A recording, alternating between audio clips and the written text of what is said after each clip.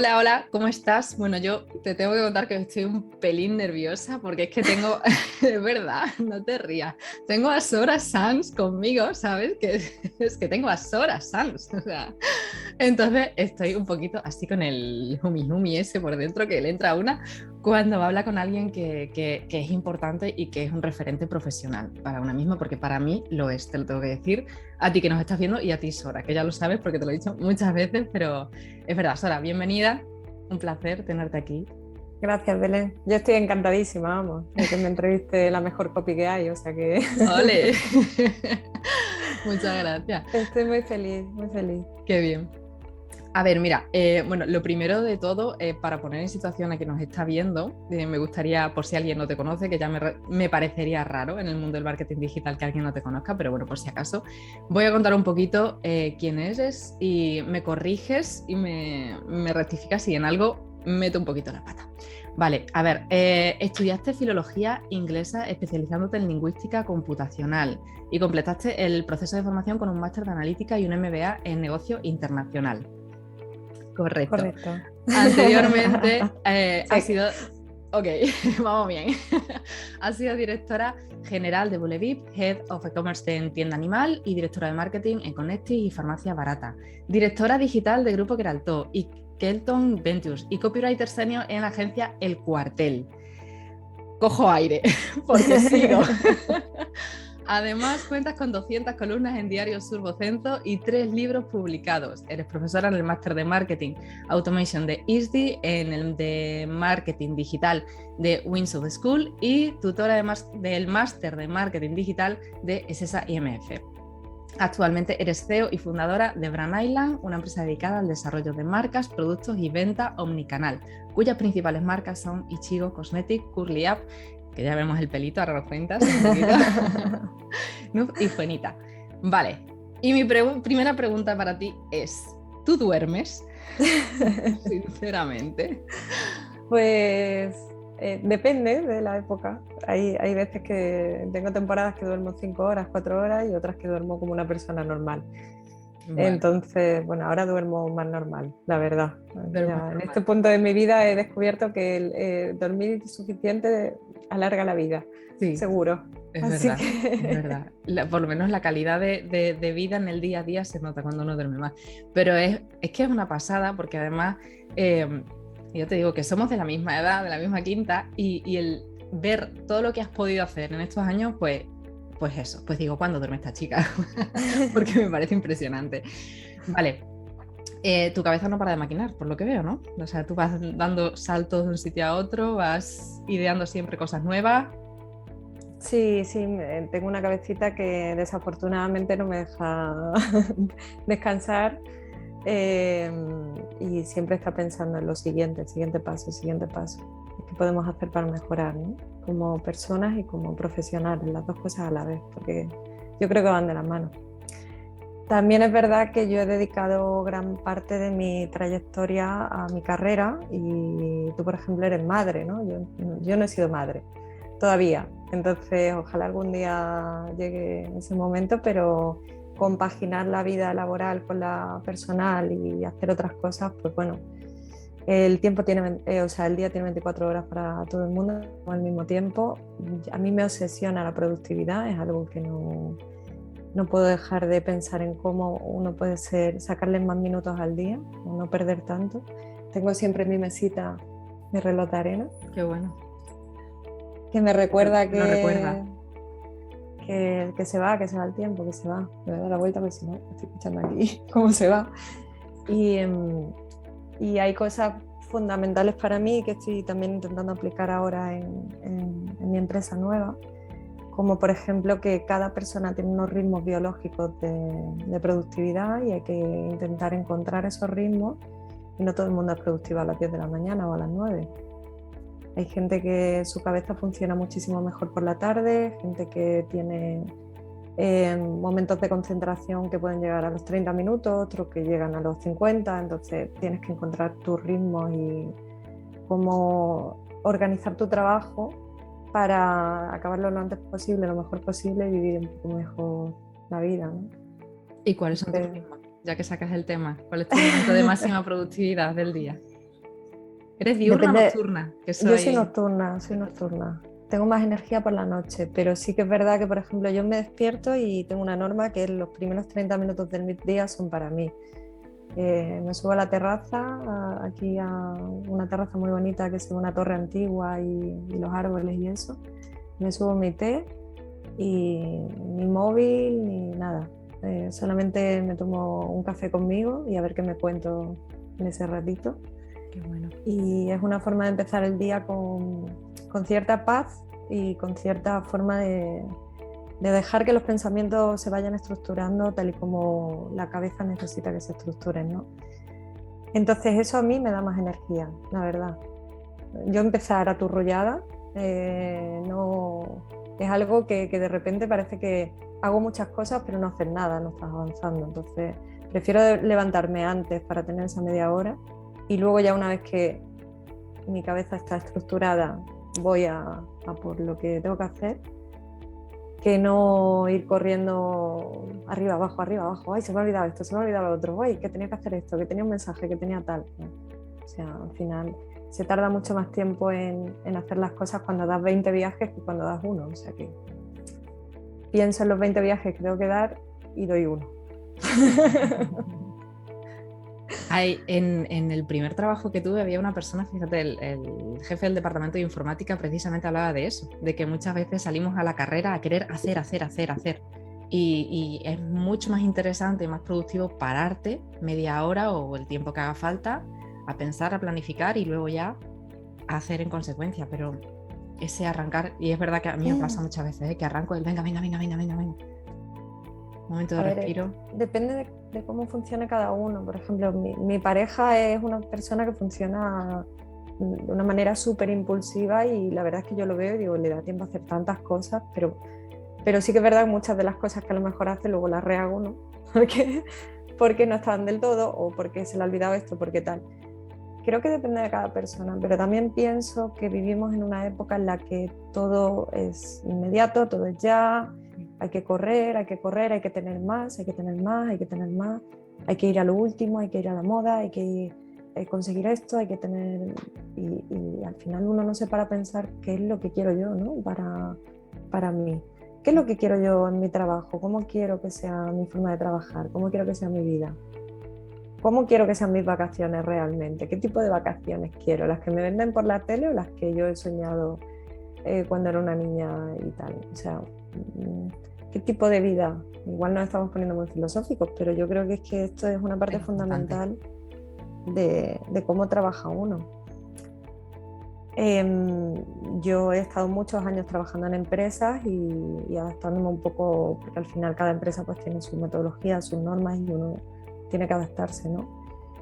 Pienso que es fundamental cuando uno elige dónde trabajar tener en cuenta cómo es la metodología de trabajo de una empresa y cómo son los valores también, porque todo eso tú estás aportando ahí, estás haciendo que algo funcione a cambio de una remuneración, normalmente, el estándar. ¿Tú realmente quieres aportar a esa empresa? ¿Es una empresa que cuenta con valores con los que tú estás de acuerdo o estás sencillamente haciendo de pirata, ¿no? De Caribe y consiguiendo?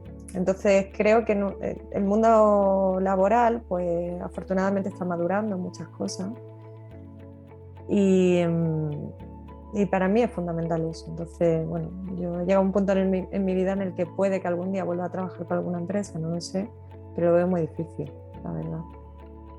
¿Cuándo das el salto para dedicarte a ti mismo y hacer las cosas a tu manera y decidir cuáles son los valores de tu propia empresa, como tú dices, ¿no?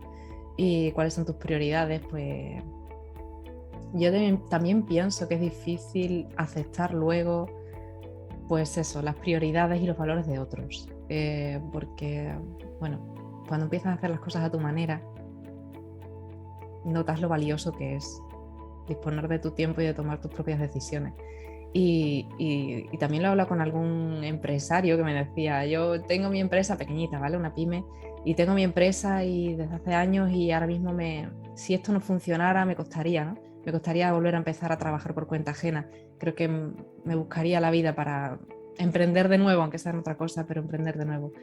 Es bonito tener un proyecto propio. También es muy sacrificado. No sé cómo has vivido tú esa parte de trabajar primero para otros y ahora en tu propio proyecto.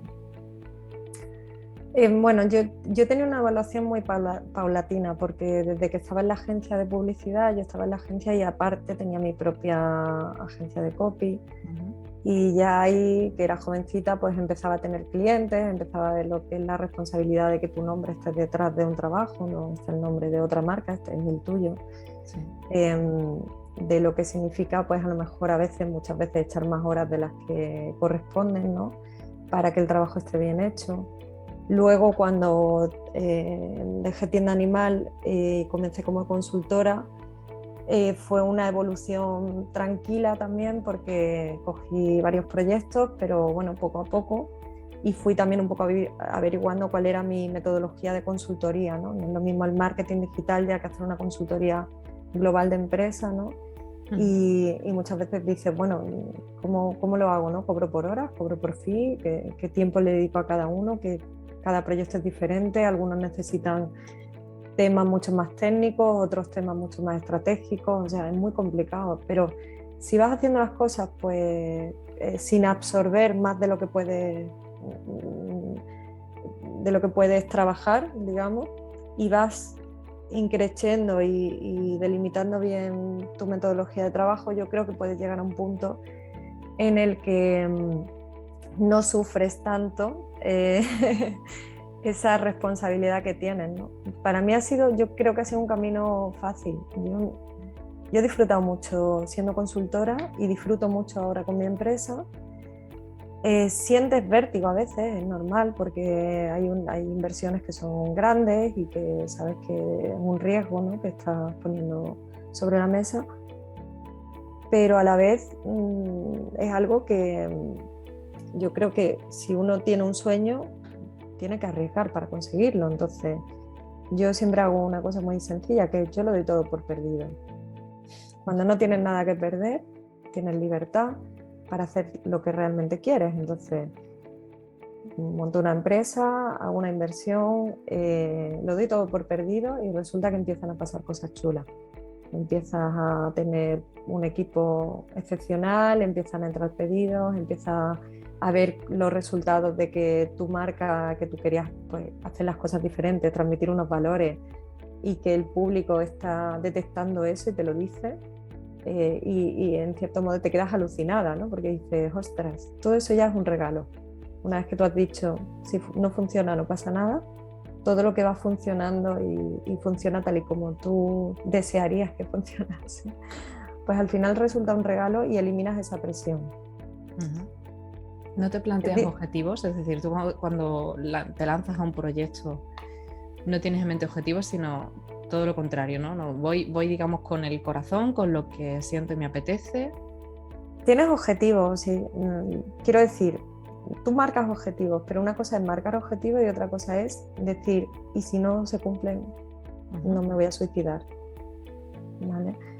Entonces, los objetivos que nosotros, por ejemplo, marcamos son objetivos alcanzables, no son objetivos de volvernos locos ni muchísimo menos. Nosotros pensábamos que íbamos a estar ya rodando en septiembre y estamos rodando ahora. Entonces, estoy muy contenta por eso, ¿no? Por decir, ostras, es que nos hemos adelantado pues, 2-3 meses a lo que yo pensaba que iba a funcionar. Pero también es verdad que cuando yo, por ejemplo, cojo un proyecto como consultora y es un proyecto que ya está rodado, que tiene un histórico, que tiene ciertas pruebas que se han hecho, metodologías, campañas de un tipo, de otro, equipos externos, internos, todo eso, tienes un histórico, tienes unos datos en los que te basas para poder hacer objetivos en función pues, de las mejoras, ¿no? Que vas a plantear, ¿no? Si yo planteo esta mejora, pues vamos a mejorar el EBITDA aquí, o vamos a aumentar la venta allí, o vamos a ser más eficientes de esta manera.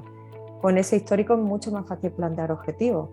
Cuando lanzas algo de cero, una marca nueva, un e-commerce nuevo, un sector nuevo en el que nunca has trabajado, todo absolutamente nuevo, los objetivos que te puedes plantear son objetivos un poco, digamos, un acto de fe, ¿no? Porque no existe nada que se parezca en el momento en el que estamos. Puede haber competencia, pero esa competencia nació hace X tiempo. Puede haber productos similares, pero esos productos similares tienen otros valores diferentes o tienen otra composición, otro estilo, otro todo. Puede haber un público que esté funcionando, pero ese público no sabemos a día de hoy, pues en la situación socioeconómica que tenemos, cómo va a reaccionar al producto, ¿no? Entonces tienes que hacer cábalas y un poco con esa incertidumbre, con esos datos inciertos, ¿no? O datos desfasados o datos que no están completos, intentar hacer una estimación de hacia dónde puedes ir, y a veces aciertas para bien y a veces pues no aciertas para bien, sino para mal.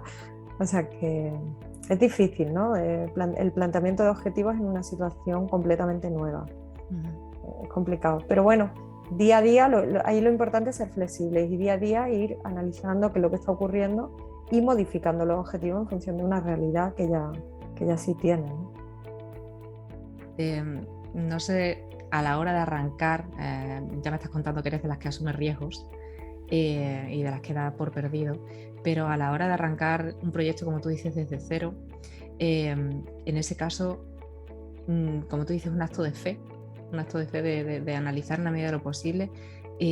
¿Crees que es mejor arrancar, aunque no tengas muchos datos, aunque no tengas muchos análisis, pero arrancar con un mínimo o profundizar lo máximo posible antes de lanzar un proyecto y tener la mayor cantidad de datos posible? ¿Eres partidaria del movimiento andando, ¿vale? o de recopilar más números sobre papel para arrancar a andar? Tengo un mixto ahí, porque pienso que las cosas hay que darle las vueltas necesarias antes de hacerlas, y que cuando tú arrancas tu proyecto tiene que tener un concepto detrás, un concepto sólido. Tienes que pensar en todo lo que puede ocurrir y estar preparado para que ocurra, y a la vez tienes que ir rápido creando, pero cuando corremos en la creación y las cosas no están suficientemente bien pensadas, lo que ocurre normalmente es que las tienes que volver a hacer. Sales, vale, ya he salido, aquí estoy, pero ahora no funciona. Y ahora voy a probar otra cosa, ¿no? Entonces, creo que hay que tener un mínimo de debate, de pensamiento, de darle una siguiente vuelta más, y que cuando alguien del equipo dice, oye, he visto una cosa que creo que a lo mejor no debe ser, y está todo listo, y dice, es que como cambiemos esto, vamos a tener que cambiar todo esto. Bueno, pues creo que en ese momento hay que pararse y escuchar y pensar si realmente hay que hacerlo, porque a veces ese pequeño cambio salva todo el trabajo anterior y hace que funcione muchísimo mejor todo. Y si te lo saltas porque ya estabas a punto de salir y porque ya todo estaba casi, y vas a probar eso y a ver qué tal va, y luego si no lo cambia, pues creo que es un error. Pero claro, ¿cómo validas esa teoría? Porque si sales y luego cambias y validas con los dos datos, bien, pero si sales directamente con lo bueno, por decirlo así, con lo que tú crees que puede ser lo bueno, no tienes con qué comparar, ¿no? Entonces volvemos a que es otro acto de fe. Pero cuando yo hablo de actos de fe, hablo de la intuición. La intuición es la inteligencia artificial que tenemos en el cerebro, una inteligencia artificial natural. Nosotros realmente estamos recibiendo muchísima más información de la que procesamos. El cerebro luego filtra, porque si no nos volveríamos locos, pero esa información está ahí. Está ahí y está en lo que llamamos el subconsciente, que está procesando una gran cantidad de datos y que de alguna forma nos está diciendo, cuidado con esto, o aquí hay algo, o fíate de esta persona, o no te fíes, o... Esa intuición para mí es súper valiosa. Si la podemos contrastar con datos, que yo soy una persona de datos, yo necesito medir y medir y medir, pero sí que hay una parte de mí que cree que si la cabeza me está diciendo párate y mejóralo antes de salir, es por algo ha analizado mi subconsciente que me lo está dando gratis, sin tener que dedicarle yo demasiado tiempo conscientemente. O sea que entonces, bueno, hay que hacer. Interior. Hay que hacer, siempre hay que estar haciendo, no hay que parar, pero también hay que hacer las cosas bien hechas. Sencillamente. Y ya está. ¿Y cómo se pasa de filología inglesa a todo este proceso, a todo este recorrido, a todo lo que llevas hecho y a llegar a este punto en tu vida en el que dices, mira, voy a lanzar mi propio proyecto que está muy alejado de lo que empecé a formarme, ¿no? ¿Qué ha pasado por el camino, Sora? Pues bueno, yo soy una persona que voy tomando el camino que en ese momento de mi vida creo que es el más adecuado para mí, ¿no? Yo empecé a estudiar arquitectura, yo era una persona de ciencia, hice un año de arquitectura y me gustó mucho, pero me di cuenta de que no quería ser arquitecta, más que nada porque mi sueño de la arquitectura era crear cosas pues completamente creativas, ¿no? Y diferentes, y sabía que iba a acabar haciendo bloques de pisos cuadraditos y no era lo que quería, ¿no? Entonces pensé, ¿cómo puedo construir lo que quiera, pero que salga más barato que un ladrillo? Y eso es la escritura. Con la escritura puedes construir lo que quieras y realmente las palabras pues son gratis, ¿no? Entonces, a mí de pequeña me gustaba muchísimo leer. Hablé con mi padre y mi padre pues me dio un consejo muy bueno que fue: vete a Málaga, filología inglesa, se vive muy bien en Málaga, tienes el inglés que sirve para todo, puedes ser profesor al día de mañana, que se vive muy bien porque él ha sido profesor toda la vida, director de un colegio, y puedes tener muchísimas otras salidas. Y dice, ¿y ya tienes algo? ¿Sabes? Entonces dije, pues sí, no, realmente ahora mismo no sé qué quiero hacer. Y ese consejo que me dio mi padre, unido a la afición que tenía por la literatura, dije, pues vamos a hacer esto. Entonces fue un cambio muy importante porque realmente hay una diferencia entre la carrera de arquitectura y la de filología. Yo el primer año recuerdo que no tuve que esforzarme mucho para sacar prácticamente todo matrículas, y era porque la exigencia de una carrera técnica es diferente, es diferente. ¿Vale? Sí que es verdad que luego conforme pasan los años ya te vas profundizando más. Yo me metí en la parte más científica de la filología, que es la lingüística, que me encanta, y ahí también vi que había una profundidad importante, ¿no? Entonces, bueno, en un momento de la vida me voy a Inglaterra a vivir, y cuando volví estábamos en crisis en España y empecé a trabajar de camarera. 6 horas al día, 6 días a la semana, 14 horas al día. Y cuando volví a casa me ponía a escribir por las noches. Una amiga mía presentó mis primeros relatos a un concurso y quedé primera y segunda del Málaga Crea. Me dieron el primer premio, no podían darme los dos, pero me lo dijeron. Y no sé si había 9.000 participaciones o algo así. Entonces era el primer relato que había escrito en mi vida y había ganado un premio. Eso me dio mucha fuerza, la verdad. Sí. Uno de los clientes que tuve en el restaurante me ofreció trabajo como profesora de inglés porque me vio hablando en inglés, en español y tal. Empecé a trabajar en el PTA, a los pocos meses me dieron un proyecto lingüístico allí y como no trabajaba por las tardes, tenía un horario de esto intensivo, pues por las tardes hice un curso de escritura creativa. Me encontré allí con una persona que me enseñó su empresa. Yo pensé que me quería conocer, pero me ofreció trabajo de copy. Y me fui y cambié. ¿Y tú sabías lo que era el copy en ese momento? ¿Habías oído hablar de copy? No sabía. Claro, me dijo, estamos hablando ¿quieres de ser algo... copy? Y le dije, ¿esto qué es? Y me dice, pues ganarte la vida con ideas y escribiendo. Digo, pues claro que quiero ser copy. Claro. Pues claro que quiero ser copy. No tengo ni idea de cómo se hace esto, pero voy a aprender todo lo que pueda. Pero suena bien, ¿no? Te sonaba a justo a lo que tú querías, a la creatividad y a construir con palabras. Entonces era... Sí. Yo llamé a mi padre y le dije, no te lo vas a creer, me voy a ganar la vida escribiendo. Qué bueno. Qué bueno. Entonces, bueno, allí en la agencia ya conocí lo que era la publicidad y conocí lo que era la creatividad. Me emocionó muchísimo. Ya empecé luego con el marketing. Aprendí lo que era el marketing digital, entonces ya empecé a trabajar para otras empresas en paralelo en proyectos de marketing digital. Hice email marketing, SEO, contenidos de todo tipo. Bueno, yo no paraba de aprender. Todo, no me importaba cuánto tuviera que dedicarle para ser la mejor, ¿no?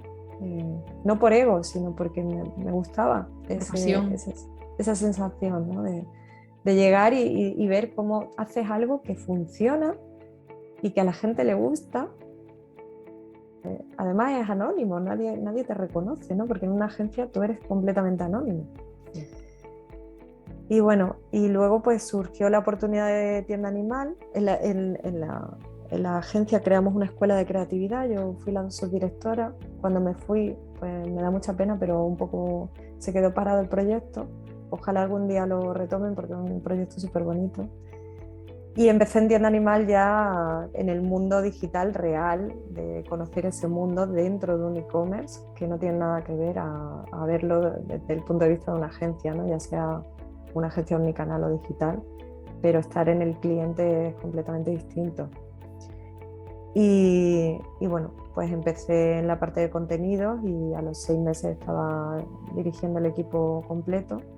No porque supiera más que mis compañeros, que todos eran unos máquinas en cada área, sino porque, en palabras de mi ex directora, yo era la única persona capaz de lidiar con todas esas materias raras y poner coherencia en todo, ¿no? De tener esa visión un poco más global. Y bueno, y he tenido la suerte allí de trabajar con profesionales espectaculares, de los que he aprendido muchísimo. Y entonces empezó otra etapa de formación, ¿no? Ahí hice el máster de analítica y luego hice el MBA porque pienso que trabajando se aprende, se aprende sobre todo haciendo, pero que también es muy bueno tener un conocimiento estructurado, ¿no? De base de lo que estás haciendo porque te ayuda a ir más allá, ¿no? En tu día a día y a conocer que hay campo que todavía nos han dado. Une piezas, ¿no? Es como un puzzle. Es Sí. una parte más práctica y más de conocer el terreno y luego esa base teórica que te da una estructura mental, como tú dices. Sí, te ayuda a pensar más allá del día a día, ¿no?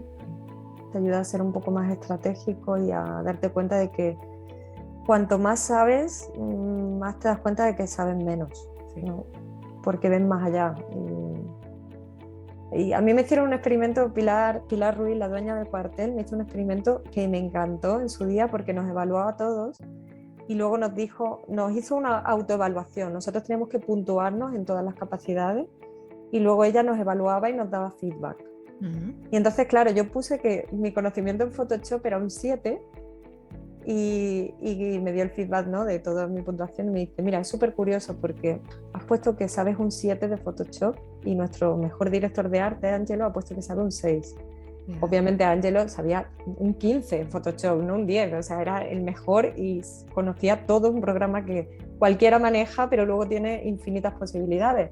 Y dice, y es una cosa curiosa porque cuando uno sabe un poquito, cree que ya está cerca de saberlo todo y conforme va sabiendo más, sabe que le queda mucho recorrido. Entonces, en donde mejores sois os habéis puntuado más bajo de lo que deberíais y donde estáis empezando os puntuáis más alto porque parece como que ya habéis llegado. Más cómodo, ya pasar de no saber nada a saber algo, ¿no? Ya parece que estás parece que estás ahí. Entonces, esa lección para mí fue súper importante, sobre todo a la hora de formar a gente, ¿no? Y ver cómo en cuanto empiezas a formar a alguien al principio están inseguros, de repente están muy seguros de lo que hacen, pero todavía están verdes y tienes que hacer cómo hago que entienda que sí, que ya sabe y que ya se maneja, pero que le queda mucho, ¿no? Todavía por experimentar, porque todo es experiencia.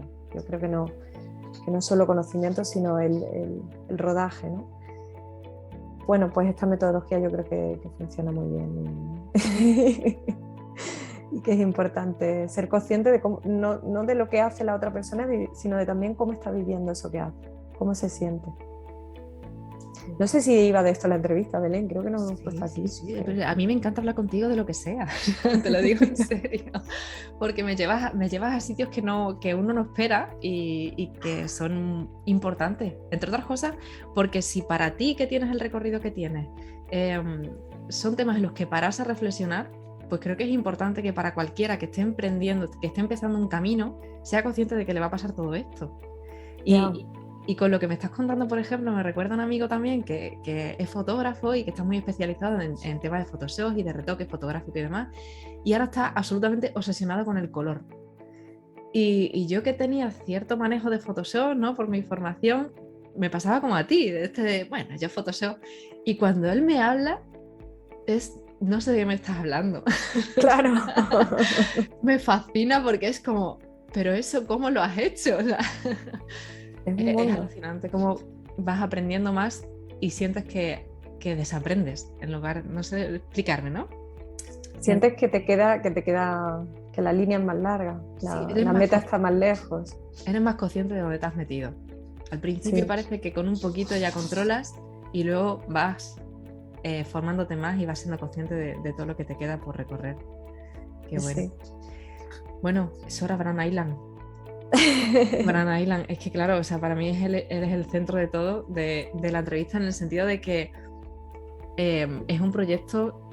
Bueno, ¿cómo nace la idea? Cuéntanos tú, porque no quiero contar yo cosas que no. Cuéntanos tú, ¿cómo nace la idea de Bran Island y cuál era la idea inicial y en qué ha acabado? Porque estoy segura que por el camino de lo que era la semilla a lo que se está construyendo ahora y a lo que será, pues hay un mundo seguro. Pues es un cúmulo de circunstancias, ¿no? Que te van llevando al punto a donde tienes que ir. Yo cuando salí de Tienda Animal pensé, ¿qué quiero hacer ahora? Y tenía claro que me quería meter en algo de beauty, ¿no? De belleza. Por, por buscar un concepto de belleza diferente al que nos llevan vendiendo toda la vida, y para mí es muy importante el tema de la autoestima en la belleza. Yo hice un experimento hace muchísimos años en que estuve 4 o 5 años sin televisión y mi autoestima subió mucho. Me vestía diferente también, no iba a la moda estándar que había, encontré mi personalidad, encontré mi forma de ser y no me había dado cuenta de que era por eso, pero el experimento fue volver a ver la televisión una semana y ver cómo me sentía. Y me sentía fatal porque todos esos impactos que estamos recibiendo, todos esos estándares de lo que es una mujer, de cómo debe ser, de cómo debe comportarse, de si tiene que estar más delgada, más no sé, más morena, más no sé cuánto, son estándares de una belleza moderna que no siempre han sido los estándares de belleza en las culturas, ¿no? Por ejemplo, pues sabemos que en un momento dado del tiempo estar morena era un símbolo de ser pobre, ¿no? Porque los ricos no salían a trabajar en el campo y estaban siempre a la sombra, y entonces si tenías la piel blanquita, pues significaba, ¿no? Que tenías un factor como de alta sociedad, ¿no? Y a día de hoy, pues, bueno, ya no sé muy bien qué es lo que se lleva, porque si estás muy moreno, cuidado con el cáncer de piel, y si estás muy blanco, ¿qué te pasa? Que no te da el sol, ¿no? Yo creo que es un punto intermedio. Pero esto es un ejemplo de cómo la publicidad, y no solo la publicidad, cualquier programa que vemos está transmitiendo mensajes a todas las personas. Yo siempre he dicho que me hace mucha gracia que las presentadoras de televisión todas son guapísimas, o casi todas, prácticamente todas, pero los presentadores no, ¿no? ¿Qué estamos transmitiendo ahí? Que una mujer, además de ser inteligente, capaz, saber hablar, tener todos los atributos que debe tener, además de eso, tiene que tener una imagen que no es el mismo corte que tenemos hacia el hombre, ¿no? Sí. Y la culpa de esto no la tienen ni las mujeres ni los hombres. Yo creo que la culpa de esto la tiene el seguir haciendo las cosas igual. Entonces yo quería meterme en el mundo de beauty para intentar encontrar un punto en el que hiciéramos las cosas diferentes y encontrar la belleza del interior y cosas así. Eso por un lado. ¿Qué pasó? Pues bueno, que antes de meterme en otra empresa quería tomarme un descanso, y entonces empecé la consultoría y empecé a trabajar en diferentes proyectos. Me encantó eso, el tocar sectores tan diversos. Y también apareció Bullevip al final, que además me gustaba mucho porque el tema del deporte y ese enfoque viniendo del mundo mascotas, meterme en el mundo deporte, salud y todo, también me gustaba muchísimo, con la farmacia también, ¿no? Ese mundo de la belleza para farmacia, salud y demás, me encantó. En fin, que son piezas, ¿no? Del puzzle que van apareciendo. Entonces, bueno, cuando llevaba un año en Bullevip, yo, para mí, una gran parte del trabajo que yo quería hacer allí estaba hecho, porque Bullevip es un e-commerce que está muy, muy avanzado en tecnología y en estrategia y en muchísimas cosas. Tienen una base muy buena, y yo quería optimizar eso y llevarlo como a un nivel más profesional quizás, viniendo de un e-commerce pues, que factura muchísimo más, ¿no? En tienda animal. Y entonces, claro, al año ya me di cuenta de que lo que yo podía aportar ya estaba aportado, ya estaba sobre papel y muchas de las cosas estaban en marcha y lo que quedaba era hacer, ¿no? Vale. Entonces, en ese momento me voy de vacaciones y aparece por mi camino una persona que conocí en el pasado y me empieza a hacer unas preguntas sobre un proyecto que está montando y yo alucino con el proyecto porque era un proyecto de belleza. Estaba enfocado de la forma en que a mí yo había pensado que quería enfocar las cosas y era una cosa muy sencilla, eran 3, 4 cremitas y poco más, ¿no? No tenía un calado gigantesco, pero entonces, bueno, directamente hablamos y tal y me propuso que nos asociáramos. Y para mí fue decir, sí, ahora es el momento de crear mi propia empresa, ¿no? Ahora ya he pasado por diferentes modelos, he visto cómo funcionan muchas empresas, he estado dentro, he estado en el lado de la agencia, del cliente, de todo. Y creo que ahora es el momento de coger todo lo que he aprendido y poner a prueba a ver si realmente soy capaz de lanzar un proyecto propio, porque es muy fácil hacer una consultoría sin la presión que conlleva el resultado que va a tener eso, porque al final, si tú tienes buenos resultados, pues genial. Si los resultados no son tan buenos, bueno, a ti te repercute en el sentido en que te repercute a tu marca personal, pero no te vas a arruinar. O sea, el riesgo lo pone el empresario, no lo pone el consultor nunca. Entonces yo tenía ganas de ver si era capaz de, con todo ese riesgo y con toda esa responsabilidad, pues sacar adelante un proyecto propio, haciéndolo tal y como yo quería, ¿no? Y bueno, y así ha sido. De esa pequeña marca que íbamos a crear, pues hemos creado una marca llena de valores, de conceptos, haciendo las cosas muy, muy diferentes. Y de ahí ha surgido todo el universo Brand Island, donde nos dimos cuenta en un momento dado de que éramos capaces de cubrir todo el proceso, desde la idea del producto hasta la fabricación, importación y la comercialización, por supuesto, y toda la parte de marca, de concepto, todo el crear ese universo completo de una manera omnicanal. Además, la logística también, la atención al cliente, la analítica, las finanzas, todo. Es que estábamos haciéndolo todo. Y entonces dijimos, bueno, pues si somos capaces de hacerlo para nosotros, ¿por qué no lo hacemos también para otros?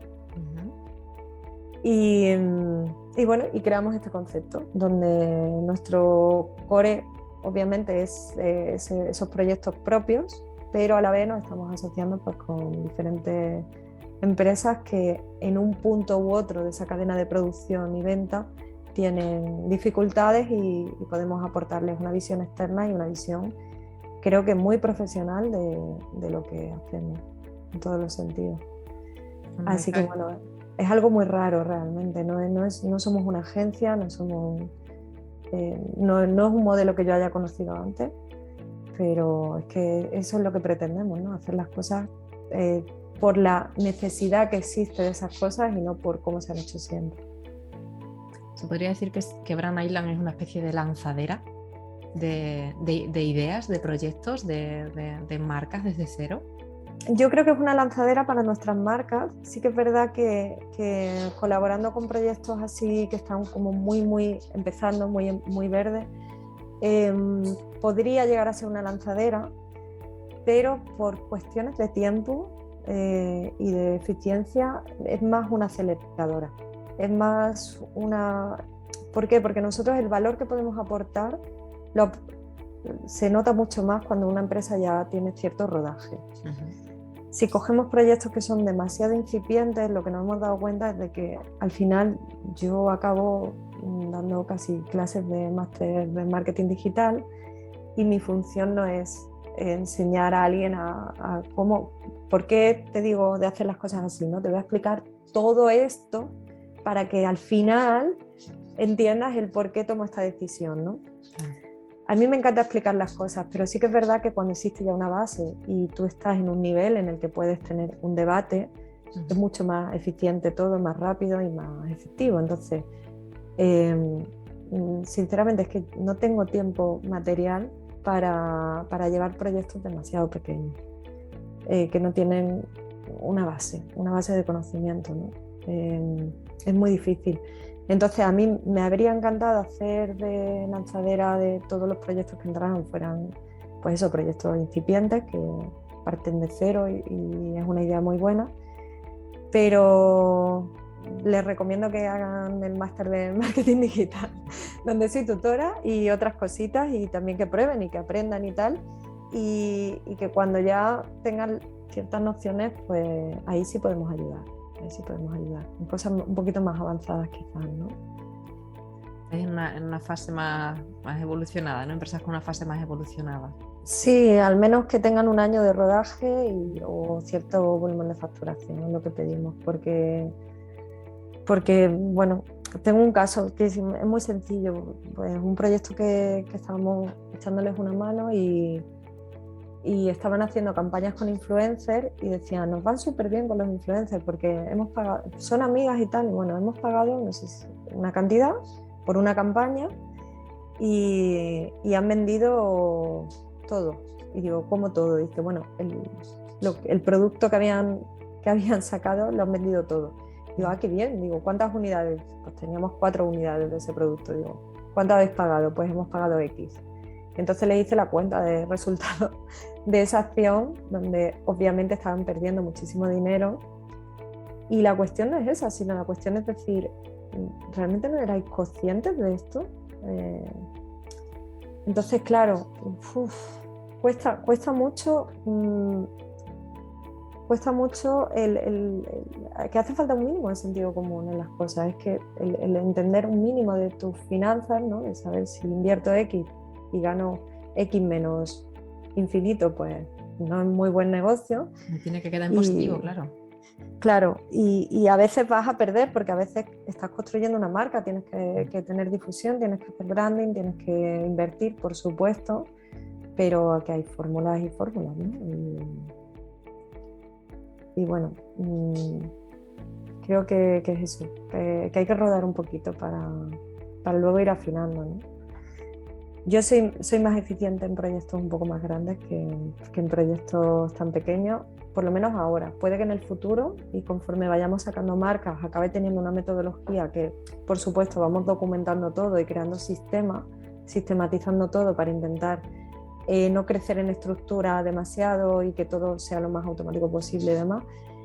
Si ese sistema madura lo suficiente, puede que el día de mañana podamos coger proyectos incipientes y directamente meterlos en ese momento sistemático y con más personas que puedan acompañarlos, no siempre yo o José Antonio, mi socio, y en ese momento podremos ayudar a más proyectos incipientes, pero creo que tenemos que madurar el modelo de lanzadera y que sí que tenemos mucho más maduro el modelo de aceleración de una empresa. Cuando una empresa tiene un volumen y de repente se encuentra con ciertas dificultades o con un estancamiento o con que tiene que virar hacia otro lado pero no sabe hacia dónde, ahí sí que funcionamos muy bien y muy rápido. Entonces, yo creo que hay que centrarse en lo que uno hace mejor, ¿no?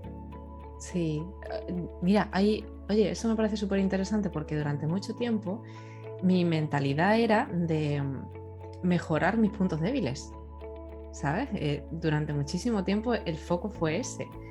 Y pasó un tiempo y empecé pues a leer, en fin, a empaparme de mucha gente que ha recorrido el mismo camino que yo quiero recorrer. Y me empezó a llegar un mensaje diferente, que es ese de centrarme en mis puntos fuertes, en lugar de obsesionarme con mejorar aquello donde no llego. Tú eres de centrarte, evidentemente siempre en unos mínimos, ¿vale?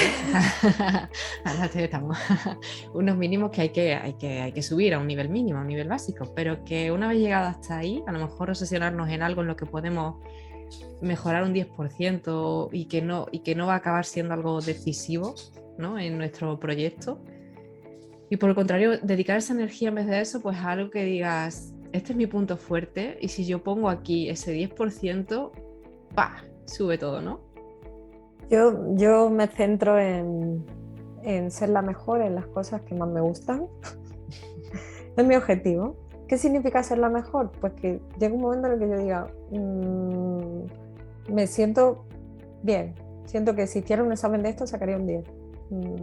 Puede que haya gente mejor, por supuesto, siempre hay gente mejor, ojalá la conozca pronto para aprender de ello y ser mejor, pero me centro en eso, en intentar conseguir la excelencia en las cosas que más me gusta hacer. Cuando veo puntos débiles, lo que he hecho siempre, yo soy muy bruta, decir, vale, me dedico, entro en tienda animal, estoy en comunicación y de pronto estoy a cargo de un equipo de personas que son muy técnicas, ¿no? En disciplinas mucho más técnicas. ¿Qué es lo que hago? Me meto en un máster, no de marketing digital, por supuesto, de analítica. O sea, me voy al extremo total porque sé que si tengo una base de analítica importante, voy a entender todo lo demás, porque al final el marketing digital es una mezcla entre el sentido común y la analítica. No tiene más, para mí. O sea, el manejar los datos y las herramientas que vas a utilizar y luego muchísimo sentido común, escuchar al cliente, ver las tendencias, hacer muchísimas pruebas, pero siempre desde el punto de vista de lo racional, ¿no? De decir, oye, es que si pongo un chiste a la gente le gusta más. Pues claro que le gusta más, le está dando un momento de felicidad. Qué rarísimo es esto, ¿no? Es que si pongo los highlights del producto más grande, la gente lo entiende mejor. ¡Ostras! ¿Cómo no lo había pensado, no? Es sentido común todo, lo que pasa es que tenemos que aplicarlo para darnos cuenta de las cosas que son de cajón, y es así, no tiene más. Es que en TikTok el contenido se hace viral por... Pues, a ver, ¿a qué lado de la habitación te irías en una fiesta? ¿Al lado donde está la música y gente bailando o al lado donde está todo el mundo sentado aburrido? Pues obviamente lo que aporta más felicidad y lo que aporta al usuario, lo que quiere hacer, es lo que va a atraerle más. Es que tampoco es tan difícil, ¿no? Esto. Llegar ahí, pues bueno, es práctica y trabajo, sobre todo, pero es eso. Entonces, bueno, los puntos débiles, lo que hago es que soy muy, muy bruta y me pongo a intentar romper esos límites que tengo, sobre todo mentales, ¿no? De decir, ¿por qué no se me va a dar bien una cosa que creo que el Excel, ¿no? Pues claro, me encanta, a mí a día de hoy me encanta el Excel y a nivel de analítica, pues podría decir que, bueno, he hecho mis pinitos y la gente dice que se me da bien, ¿no? Estoy muy contenta con ello.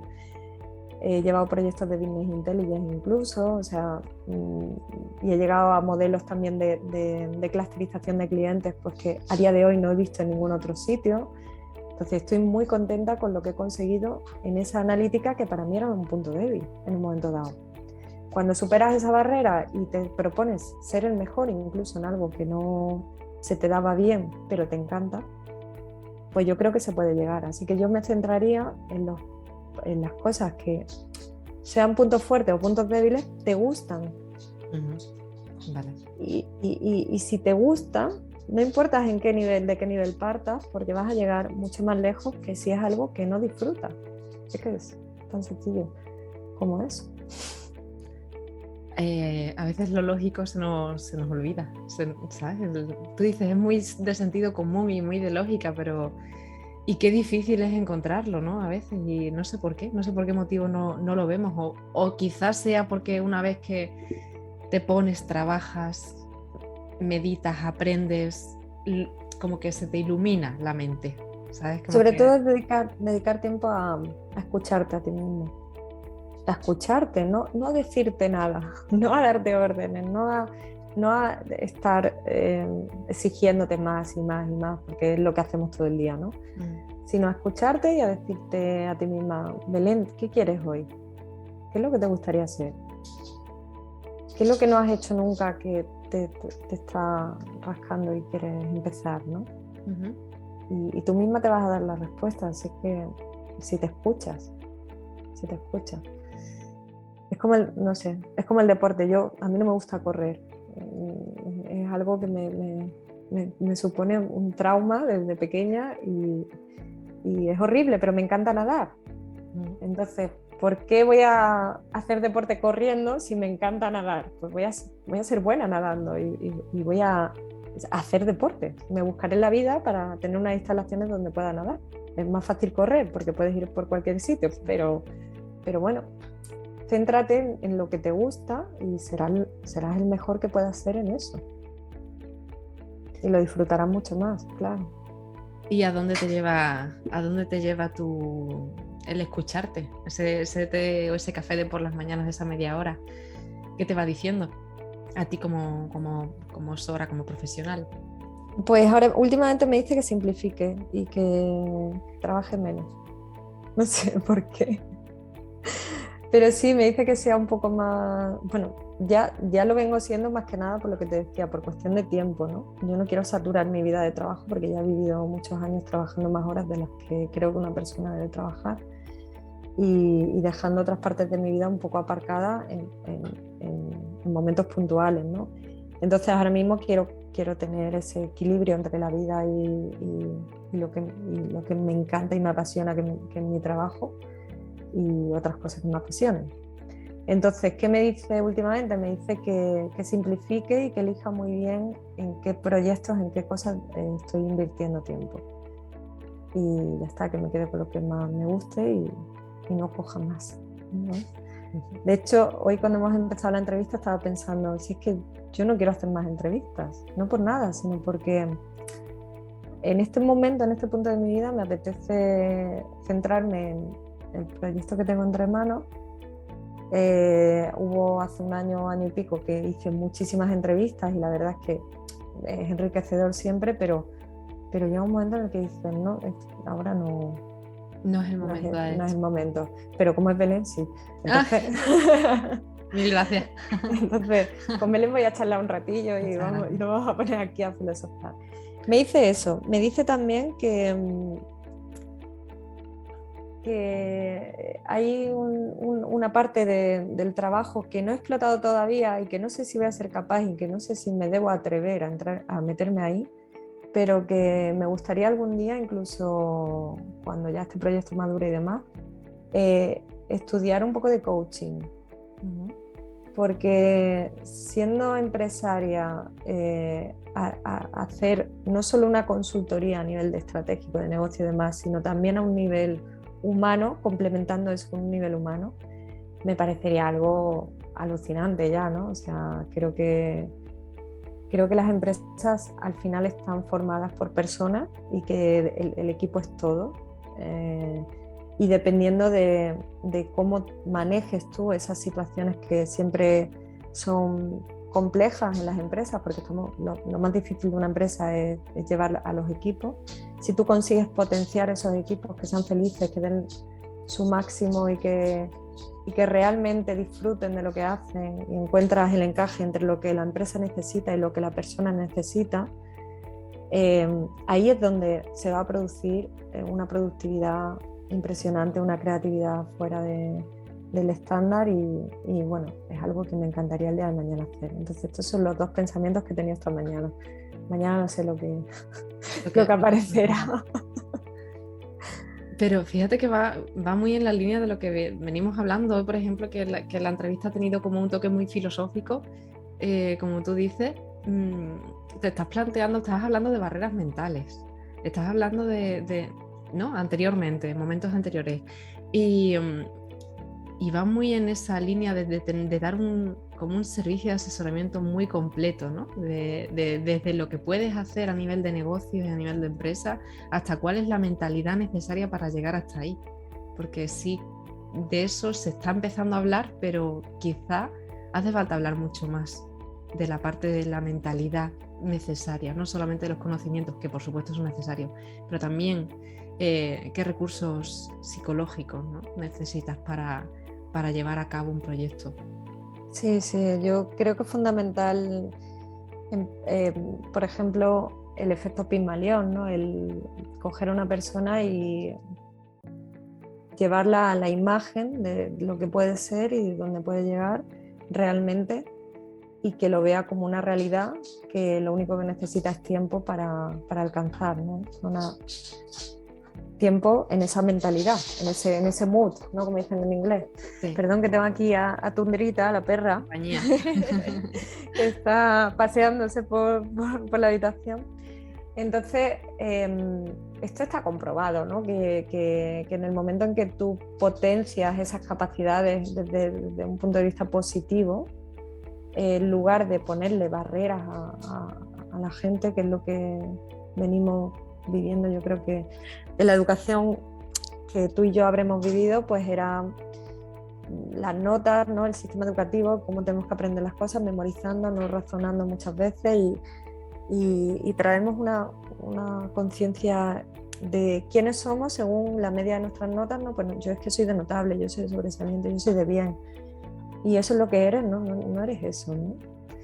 Entonces tenemos que romper con todo eso y decir, yo quién puedo ser como copy, ¿puedo ser la mejor copy que exista? Pues por supuesto que sí, ¿por qué no? Es que, ¿qué te limita? Tu propia barrera mental.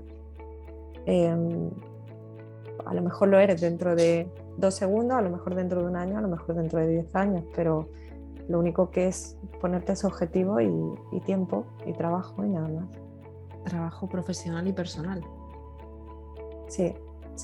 Yo creo que el trabajo es un deporte también. Es un deporte en todos los sentidos. Tenemos que estar físicamente bien para aguantar las horas de ordenador.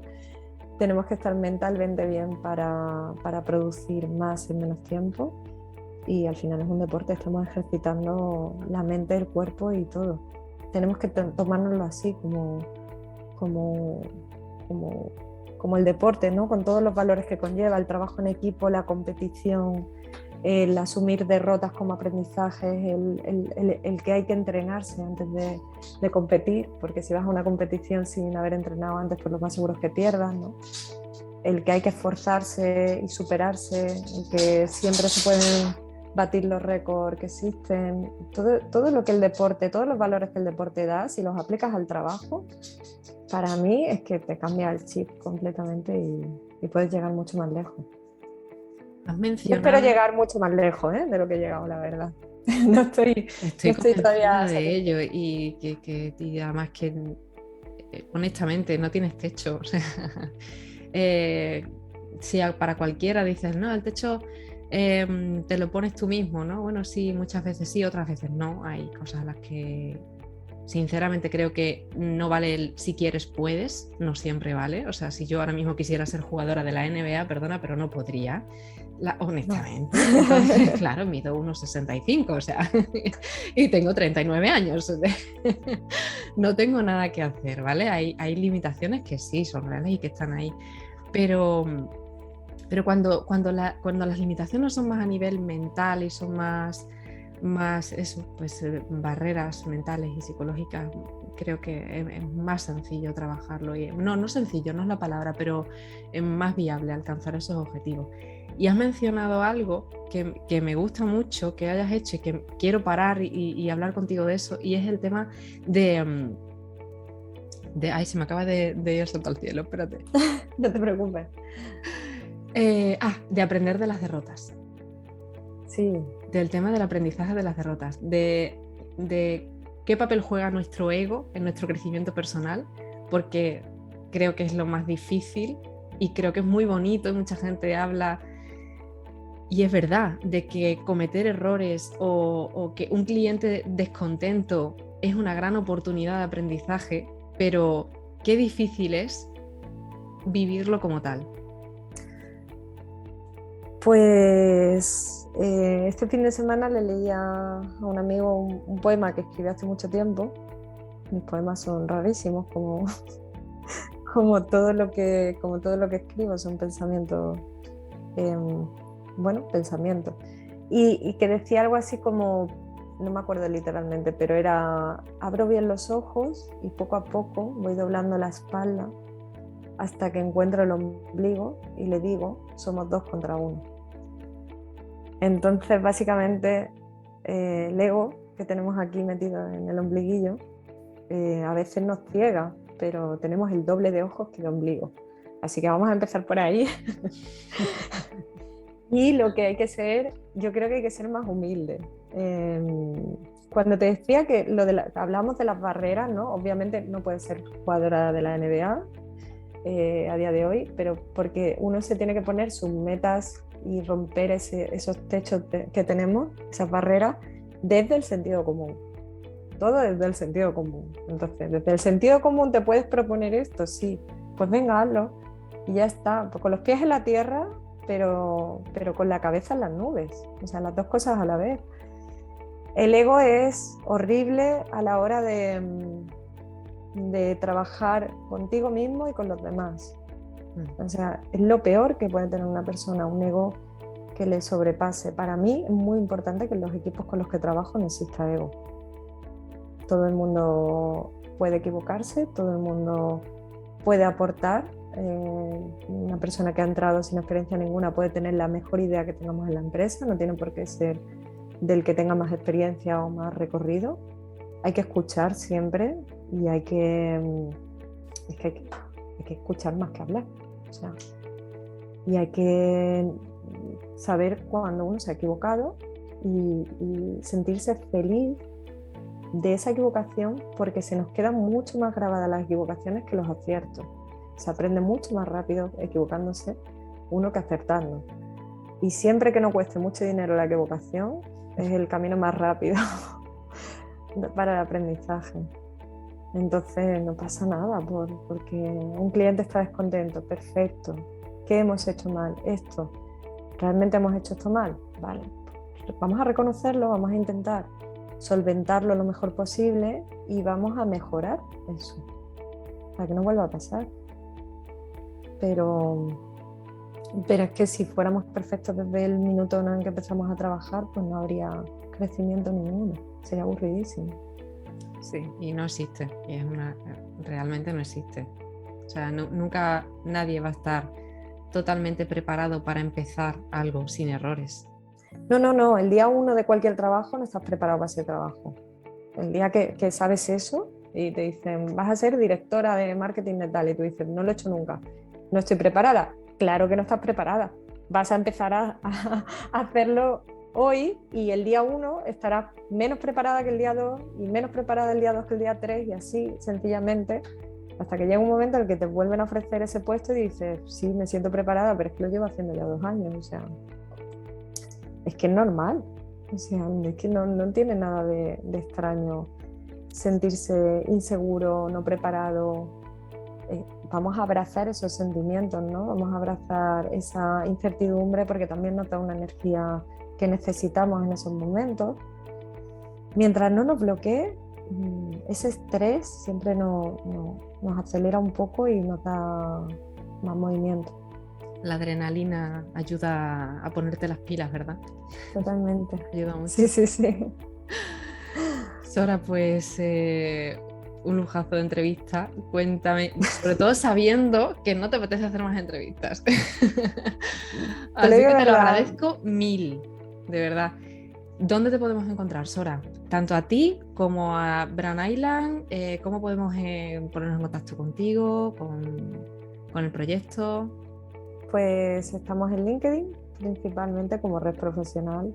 Y yo soy Sora Sanz en LinkedIn, Brand Island también en LinkedIn tenemos la página y la web brandisland.es, donde tenemos ahí el contacto y todo lo demás. Así que bueno, pues ahí estamos. Fenomenal. Pues Sora, muchísimas gracias por todo. Nada, gracias a ti, Belén. Un abrazo grande. Siempre, un besazo. Ánimo con el calor. Por favor. Un beso. Un beso fuerte.